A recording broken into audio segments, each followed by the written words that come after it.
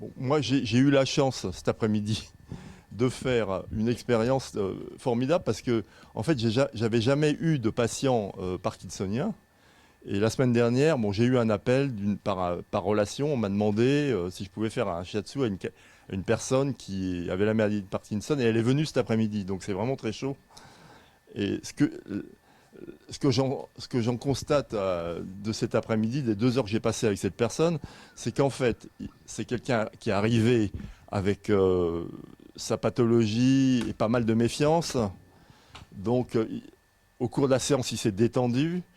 À la fin de la séance, il a dormi, il s'est réveillé et il m'a dit j'étais dans un autre monde. C'est tout, quoi. Dire, c'était. Et il est reparti en marchant presque normalement, quoi. Il a été aux toilettes au bout du couloir, il m'a dit je marche normalement, quoi. Voilà, c'est. Bon, j'ai pas de recul par rapport au travail, à ce qui s'est passé, mais je pense que principalement.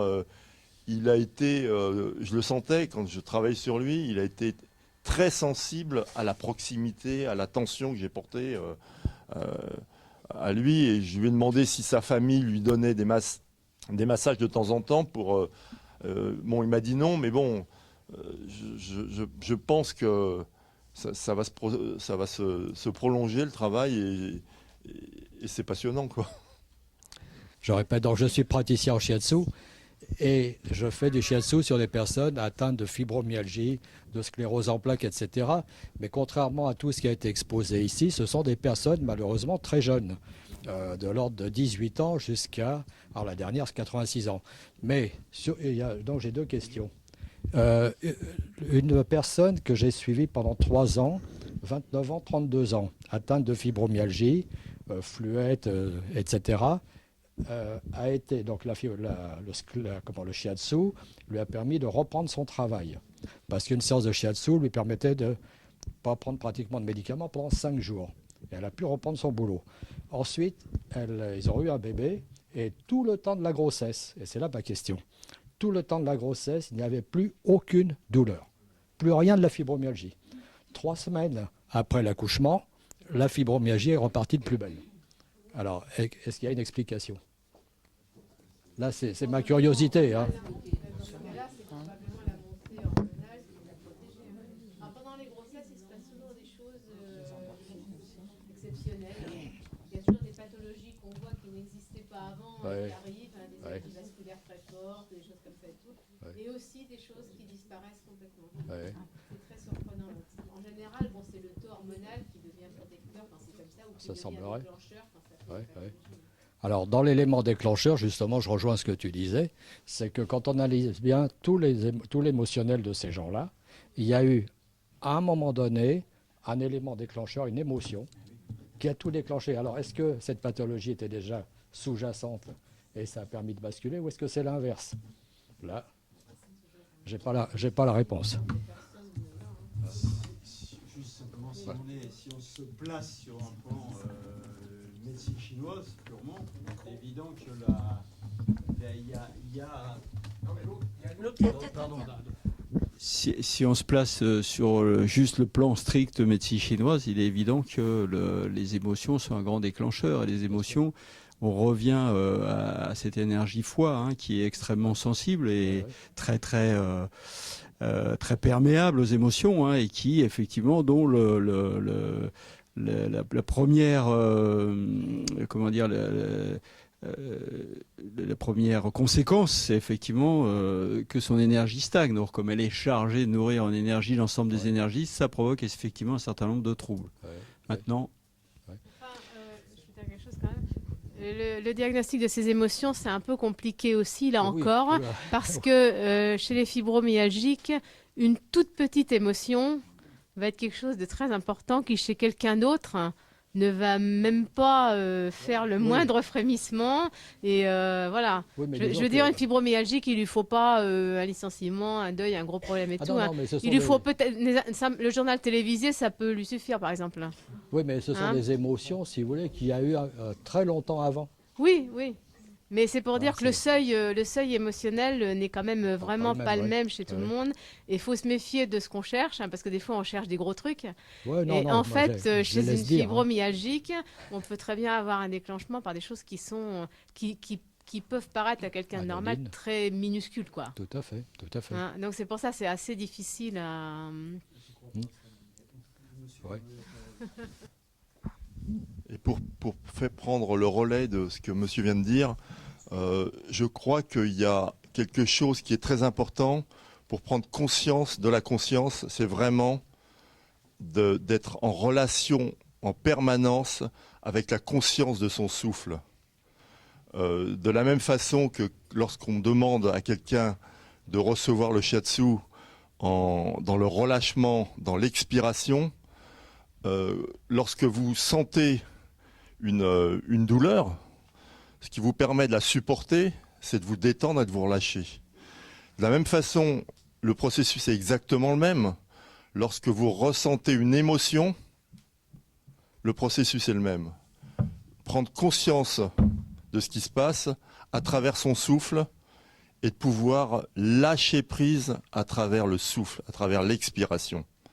Et je pense que ça, tout à l'heure, j'ai parlé de l'origine de la pathologie, mais quand il y a un événement qui risque de basculer à cause d'un événement qui, sur le plan émotionnel, vous atteint, revenez systématiquement à la conscience du souffle.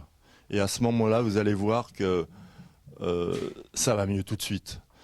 Vous savez, les expressions populaires qui vous disent « souffle un coup, ça ira mieux », eh bien, souffler un coup, ça va vraiment mieux. Et c'est vraiment une façon de se soigner qui vaut pas cher, parce que le souffle, c'est la vie, mais ça peut vraiment nous aider à bien vivre. C'est de respirer. Donc je pense que quand on fait du shiatsu, c'est indissociable du facteur du souffle. On ne peut pas faire du shiatsu sans être conscient de l'importance que représente le souffle.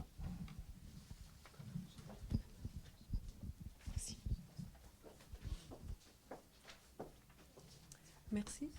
J'ai une question pour la fibromyalgie, à savoir est-ce que les métaux lourds sont en cause? Ah oui, bien sûr, on n'a pas beaucoup parlé, mais même pour les autres maladies, les métaux lourds, bien sûr, bon, ça serait une des causes aussi. Ça serait une des causes aussi, hein. Alors bien sûr, c'est les plombs, on en voit de moins en moins, c'est surtout le mercure et bien sûr l'aluminium. L'aluminium, dans les vaccins. Dont on parle beaucoup. Alors il faut savoir que les gens qui ont des amalgames au mercure, hein, 50% de leur mercure passe à peu près dans leur corps en 10 ans.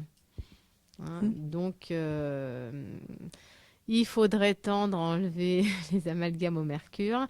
Alors, surtout pas tous en même temps, parce que ça décharge de trop. Il faut les enlever progressivement. Hein, et il faut essayer de mettre des résines. C'est assez difficile de trouver des dentistes qui mettent des résines parce que les amalgames durent le temps qui dure, 10 ans et plus, le temps que le mercure se répande dans le corps. Les résines, en moyenne, ne durent qu'un an.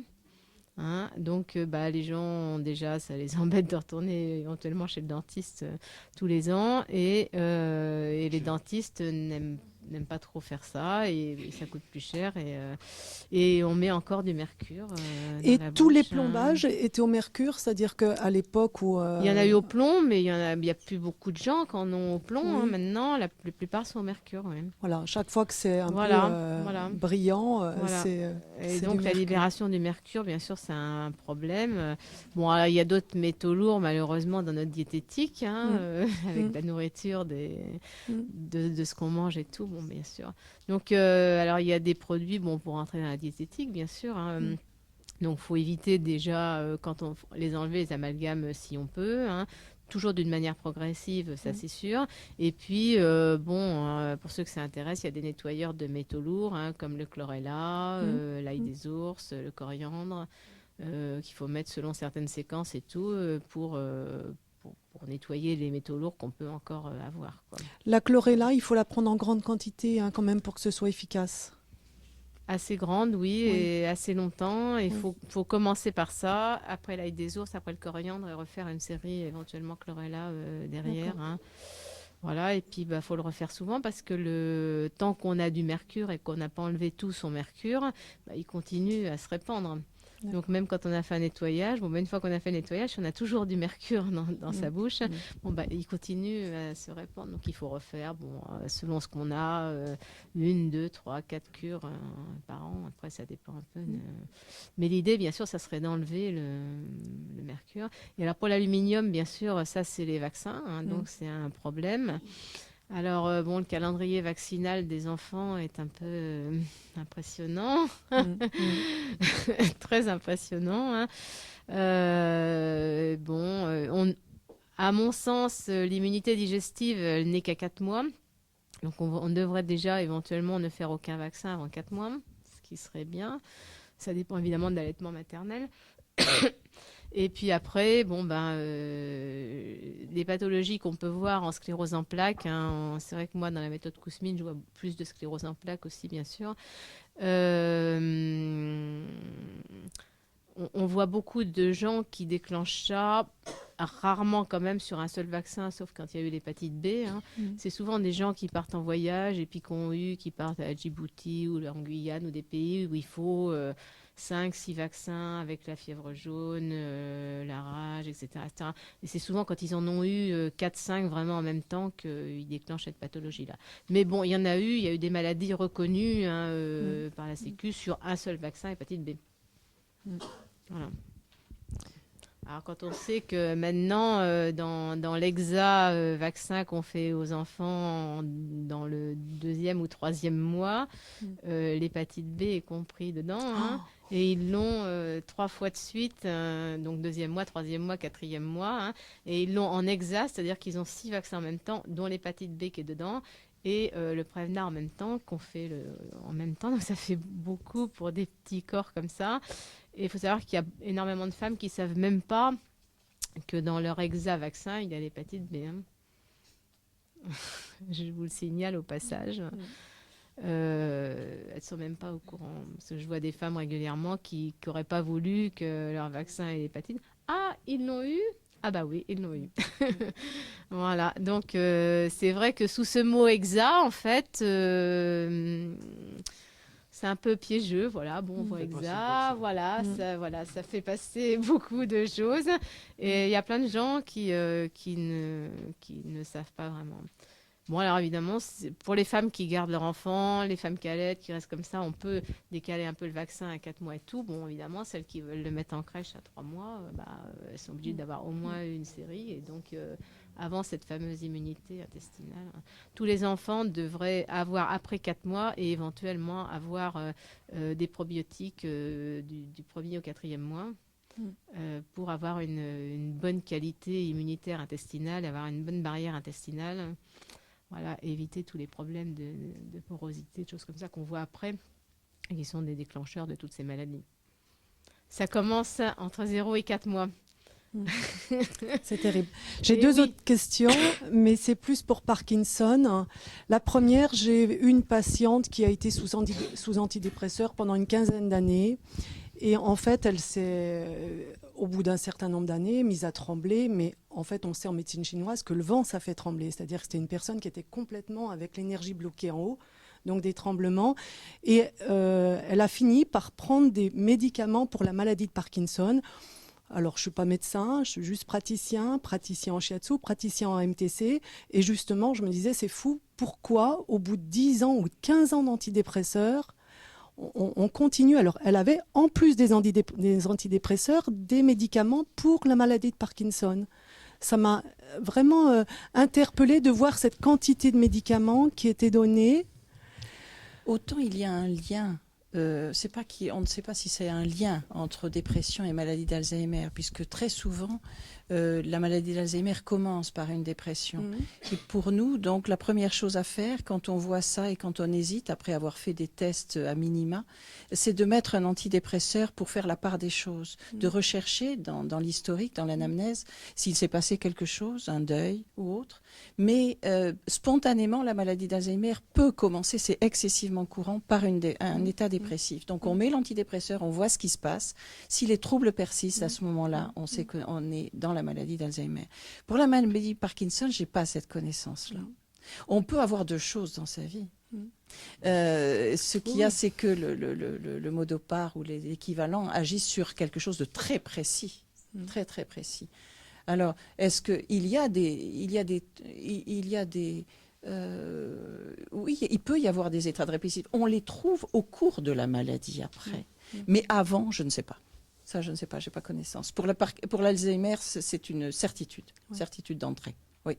Et justement, c'est ce dont vous parliez tout à l'heure, où vous parliez de l'Alzheimer avec votre terme d'atteinte émotionnelle et d'énergie bloquée. Et en effet, si on peut faire le lien avec ce qu'on a essayé de faire, c'est ce sentiment-là. C'est qu'en fait, c'est que ce que le shiatsu a fait, ce que nous avons vu sous nos yeux, c'est comme si c'était une libération de quelque chose. Sylvaine vous parlera de cette personne, c'était dans les premières qu'elle a vues, où là, tu as pu travailler sur le dos, puisqu'elle s'est tournée vers le mur, et elle a dit au bout d'un moment quelque chose comme... si tu t'en souviens, c'était extraordinaire. C'est la première fois que je la voyais, cette femme, qui est une femme qui ne parle pratiquement jamais, qui a un visage très fermé, vraiment très fermé, et je me suis dit, effectivement, c'était une des premières, je me suis dit, oh là là là là, et j'ai demandé effectivement si elle voulait bien s'allonger sur le dos. Il y avait une infirmière qui était là, on l'a mise en décubitus latéral, c'était pas au point, mais c'était quand même mieux que rien, et j'ai à peine commencé à travailler sur le dos, et tout d'un coup j'ai entendu, ah c'est drôle, silence. C'est comme si je retrouvais quelque chose que j'avais perdu. Et ça, c'est vrai que je suis sortie de là. Oui, c'est extraordinaire. C'est extraordinaire. C'est drôle. C'est comme si je retrouvais quelque chose que j'avais perdu. La même personne a également parlé d'un enfant perdu. Et en rencontrant sa seule fille présente, on a appris qu'il y avait une deuxième fille qu'elle ne voyait plus volontairement, que c'était la fille qui avait rompu les liens. Donc il y a des choses qui se passent et qui pour nous donnent l'impression de, en effet, une libération d'une énergie, ou ce que vous appelez, comme vous voudrez. On a dérivé par rapport à votre question. Non, mais c'est pas grave, je suis très attentive. Il y avait juste une deuxième question par rapport à Parkinson. C'est pareil, j'ai une patiente qui a 94 ans, qui vient toute guillerette en séance, et elle a chuté cette année 2 fois, et le médecin vient de la mettre sous traitement pour Parkinson. Et ça m'a un petit peu surpris. Je me suis dit, c'est une dame qui vient, qui est complètement alerte. Elle est capable de grimper sur une table. Je peux faire de l'acupuncture. J'ai vraiment une personne qui est très à l'aise. Elle tremble pas du tout. Alors effectivement, j'ai pas vérifié sa démarche, si elle a les bras qui pendent comme ça. Mais à 94 ans, on penche un peu quand même. Il me semble que... Hein, alors c'est... Là, je ne sais pas si c'est le cas, mais bon, éventuellement, tu pourras lui demander. C'est qu'on donne des anti-parkinsoniens en ce moment, beaucoup sur le syndrome des jambes sans repos. Oui. Hein, il y a beaucoup de gens qui ont ça, parce que peut-être ils en parlent plus aussi. Et donc, actuellement, on donne du modopar là-dessus, soit libération prolongée. Souvent, ils ont libération prolongée et action rapide. Et souvent, on le trouve dans ce cadre-là, cet anti-parkinsonien. Donc, peut-être ça a été prescrit dans ce cadre-là. Bon, peut-être pour autre chose, mais actuellement, c'est très, très en vogue, le modopar pour les jambes sans repos. Alors que ça marche très très bien avec les traitements homéopathiques sans modopar. Hein. Voilà. Enfin bon, c'est une... voilà. Voilà. C'est une parenthèse. Voilà. Non, enfin, c'est pour dire, mais bon, souvent, actuellement, c'est prescrit dans ce cadre-là. Hein. C'est ce qu'on voit le plus. Enfin bon, donc j'ai fait un peu de shiatsu aux patients, et surtout aux accompagnants d'ailleurs, qu'on avait aussi beaucoup besoin. Et alors les patients, moi ce que j'ai constaté, et c'est une question que je voulais vous poser, c'était qu'ils avaient, donc j'ai fait 5 shiatsu, il y en avait 4 qui avaient eu des problèmes cardiaques en fait, avant d'avoir la maladie d'Alzheimer. Et tous avaient les extrémités des doigts très, très froids. Alors, est-ce que c'est une constante? Alors là, vous entrez dans le domaine des différentes démence, puis je vais utiliser ce terme-là parce que c'est plus simple.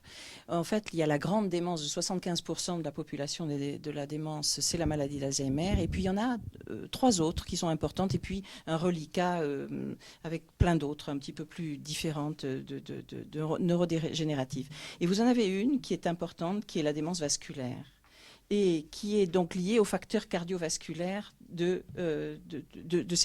cette pathologie cardiovasculaire. Ça peut être les troubles du rythme avec les emboles, ça peut être le cholestérol, ça peut être le tabac, ça peut être le diabète qui va encrasser les vaisseaux. C'est-à-dire que là, les anomalies vont se situer au niveau artériel et vont faire à peu près le même tableau, mais légèrement différent. Donc autant on parlait tout à l'heure de la maladie d'Alzheimer qui est lente et insidieuse, autant là, dans la démence vasculaire, ils vont bien un jour, ils vont mal le lendemain. Les troubles cognitifs, le perte de la mémoire, sont quand même au premier plan, mais il y en a d'autres qui sont avec, qui sont ce qu'on appelle la dysphorie. Ils rient un jour, ils pleurent le lendemain, ou même dans le même instant, ils vont se passer d'un état à un autre.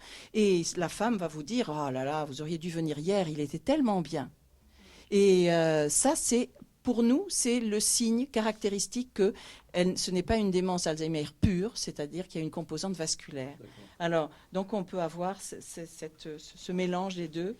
Et alors les autres, il y en a une autre qui est très proche de la maladie de Parkinson, puisqu'elle a des caractéristiques qui sont les troubles de la marche, qui sont les troubles sphinctériens, qui sont les chutes et qui sont une sensibilité particulière aux neuroleptiques. Ça, c'est la démence à Cordes-Lévy, qui sont des inclusions qui vont aller préférentiellement donc dans les noyaux gris centraux, qui sont touchés par la maladie de Parkinson habituellement.